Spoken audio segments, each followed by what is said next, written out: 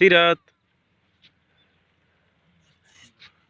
बेटी, बाबा कहाँ है? सीरत, बाबा कहाँ है? हैं? बाबा कहाँ है बच्ची? सीरत, बाबा कहाँ है? हैं? बाबा कहाँ है? बाबा कहाँ है? अस्सलाम वालेकुम, मैं हूं शेर अफगन बुज़दार और आप देख रहे हैं मेरे यूट्यूब चैनल। आज मैं डेरा गाज़ी ख़ान में पुलिस गर्दी की एक और वाक़े के साथ हाज़िर हुआ हूं। डेरा गाज़ी ख़ान में पंजाब पुलिस ने एक और नौजवान को जेली पुलिस मुकाबले में मार डाला। इसकी पस मंज़र में भी मैं जाता हूं कि ये सब कहानी कहां से कैसे शुरू हुई। गुज़िश्ता दिनों डेरा गाज़ी ख़ान में थाना कोट छुट्टा के इलाके में एक फायरिंग का वाक़या होता है। पुलिस और कुछ मशकूक अफराद के दरमियान, जिसमें पुलिस का एक सिपाही बशीर लुंड नाम है जिसका, वो ज़ख्मी होता है और उसको ट्रामा सेंटर लाया जाता है। उसके अगले दिन पुलिस एहलकार बस्ती डुमरा जाते हैं। वहाँ पर बस्ती डुमरा में काफ़ी सारे जराइम पेशा लोग भी हैं।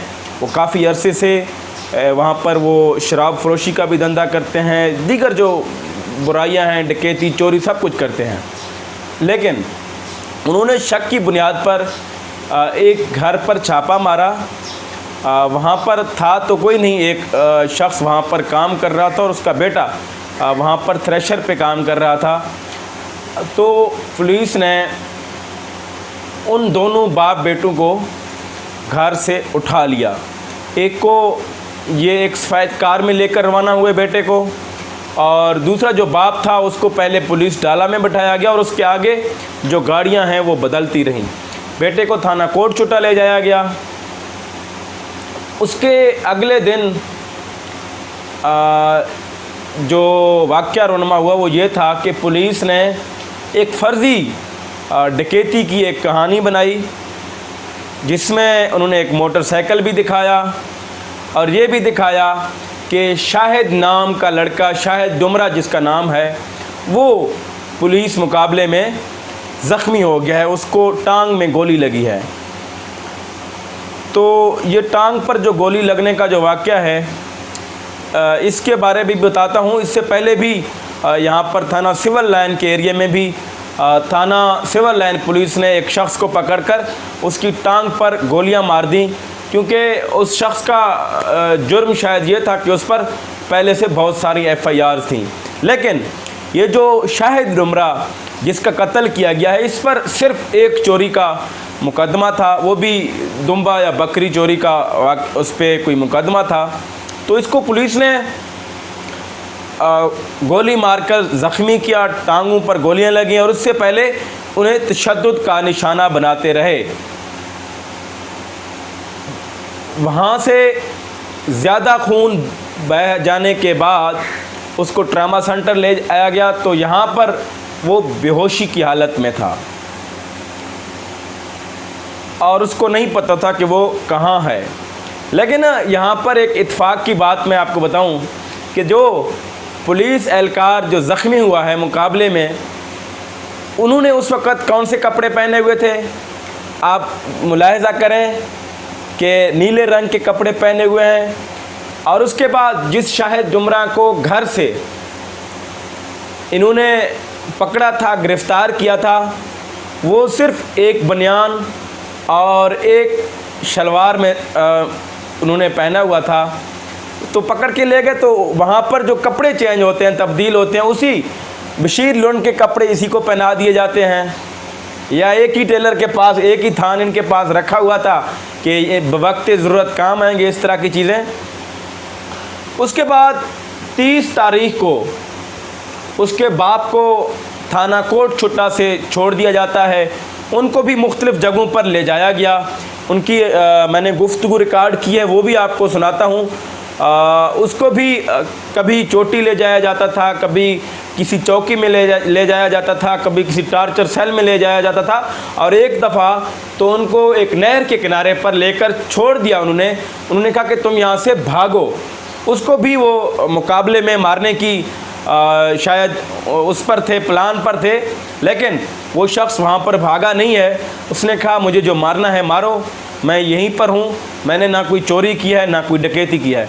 लेकिन इसके बेटे को जब मार दिया गया, उसके 5वें दिन इसके बाप को इत्तला दी जाती है कि तुम किसी को भेजो, तुम्हारा जो बेटा है वो इस वक्त निश्तर अस्पताल मुल्तान में है। और उसके साथ उसके बाप को छोड़ दिया जाता है और उसे धमकी दी जाती है कि अगर तुमने कोई कार्रवाई की है, अगर तुम अदालत गए हो, अगर तुमने कोई और कार्रवाई की है तो तुम्हारा अंजाम भी तुम्हारे बेटे की तरह होगा।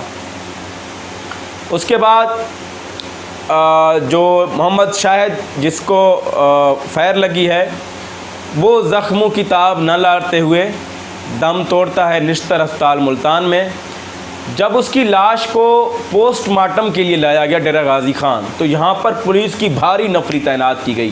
किसी एक भी उसके रिश्तेदार को, घर के किसी फैमिली मेम्बर को करीब नहीं आने दिया गया, ताकि वो पोस्टमार्टम अपनी मर्ज़ी की करवा सकें और अपनी मर्ज़ी के रिपोर्ट ले सकें।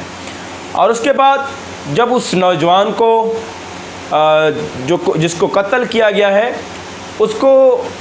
उसकी लाश को उसके इलाके में ले जाया गया, तो वहाँ पर इर्द गिर्द पुलिस की भारी नफरी तैनात की गई।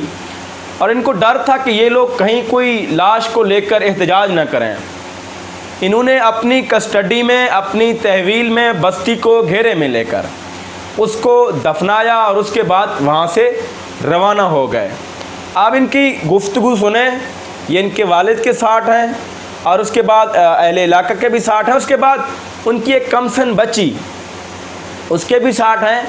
लेकिन इससे पहले मैं आपको एक और बात बताता चलूँ कि ये मोहम्मद शाहिद डुमरा, ये 5 साल इससे पहले सऊदीया से मज़दूरी करके आया था और अब के बार भी इसका जो वीज़ा है वो लगा हुआ था।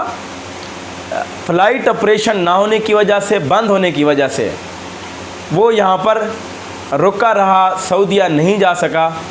शायद जो उनकी जो मौत है वो यहीं पर लिखी हुई थी। पहले आप इनकी ये गुफ्तगू सुने, उसके बाद हम आगे चलते हैं।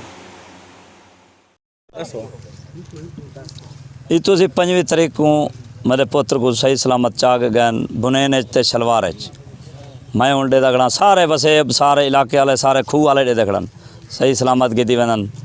उनके बाद ये 26-27 के दरम्यान इन तशद्दुद करके इन्हें कुट मार कर जो कुछ करना उन्हें करके ते वाला इन्हें भेज छोड़े निश्तर। अल्लाह जाने जो कुछ जिथा रखी रह गए। मैं को निश्तर आदे पैन 29-30 के दरम्यान मैं को छोड़े न पैन। मैं को कहने वन तू निश्तर, तेरा बच्चा निश्तर है। ये राणा इकबाल साहब आदा पे जे तैं मेरे खिलाफ को की थी, वरना जी मैं पुत्र मारे ला तै कोई मैं असा मरसू बस। इतो को भी सब चाह गए उनको कार ते बिलाई गए पुत्र मरे को मैं कोई जरा डाल दे ची गए जेले उतना कोट छुटे नीते ने पल वरना मैं को चोटी नीते ने दो आखिरी डी 3-4 डी है। उनके बावजूद थानेदार आई, SHO आई, उन्हें मैं तस्वीर दिखाई है मेरे बच्चे की। मैं कि मेरा बच्चा तो कुट्ठा पाए बस उन्हें बोला उतो मैं को वापस किते कोट छुटे वाले ने मैं को जल्द थानेदार छुड़े ना पाए वो प्या दे मैं तक छुड़े ना पाया तेरा पुत्र निश्तर है, तू वहाँ दवा इलाज कर, वरना जे पुलिस के खिलाफ या मेरे खिलाफ कोई की तो है ना जिमें पुत्र कुट्ठा लाते थे कोई मैं को छुड़ा सूँ, वरना ये लफ्ज़ उन्हें आख्यन मैं को वाजे करके बोले तुसा मेरे खिलाफ नहीं चलना। मैं तो कोई छोड़ देते राणा इकबाल साहब तो इन्हें ये बयान दिते मगो मैं कुछ जल्द छोड़े सी वन अपने पोते का इलाज कर।